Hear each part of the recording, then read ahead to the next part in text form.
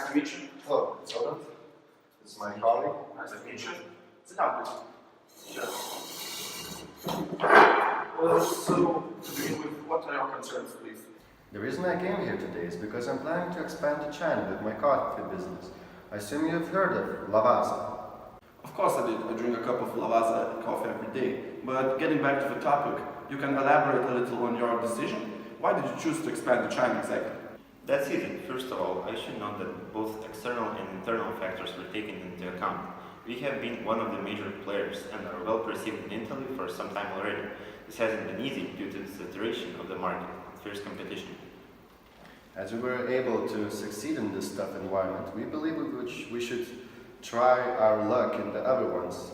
China, being the third most potential market in the world, also subject to estimated 64% growth in coffee industry, caught our attention.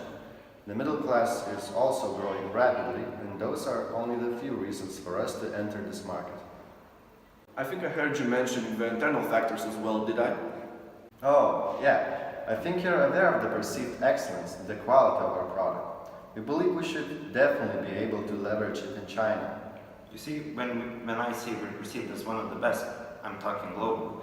What's more, we could exhaust economies of scale and the result increase our profit margin if you produce more than we do at the moment. Okay, have you thought about the feasible entry modes already? Sure thing. My partner and I chose brownfield direct investment.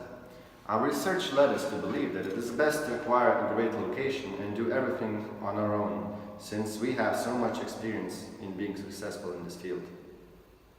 Really? Don't you think some cultural differences might have an effect? Based on Hofstede's dimensions, Chinese people are subject to way higher power distance, also are rather collective than individualistic. These are only a couple of examples how Chinese differ from the Italian. Don't you think that less involved entry mode would be more suitable? Well, as far as we know, people in China are not so familiar with the concept of franchise, and we shouldn't be the ones teaching them. We also know that property rights are poorly enforced, so we could be creating ourselves a new competitor. I really don't think licensing is suitable too. You see, globalization means converging tastes, diminishing cultural gaps, and therefore similar needs to fulfill across the globe. I don't think we should worry about the Chinese culture. They will adapt and we will stay standardized. Well, you have a point, but what I'm trying to say is that you might need some extra efforts to succeed. Are you familiar with the Guanxi traditions in China's business? Oh, I have to admit that we weren't aware of this. What exactly is Guangxi? Well, in China, Guanxi means relationships. Businessmen in China prefer extra kind treatment, that is expensive gifts, dinners, and sometimes even direct bribes. Chinese people have low uncertainty avoidance, they are comfortable with ambiguity, their adherence to law is rather flexible, which means laws are largely perceived as guidelines rather than strict rules. This is why the only way to build Guanxi with local business people might be doing favors. There are many such China-specific traditions. The only way to learn about them all would be to find another partner which could enlighten you. That is my personal opinion. There must be more we didn't consider. Do you think we should choose a standard joint venture? By choosing joint venture, you would also definitely benefit from your partner's knowledge of the local market and connections when it comes to the easiest, cheapest, and most efficient ways to do business.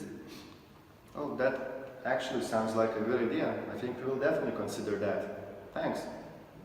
Oh, no problem at all. It's nice to have business with you. I hope your business will succeed. Thank you. Have a good day.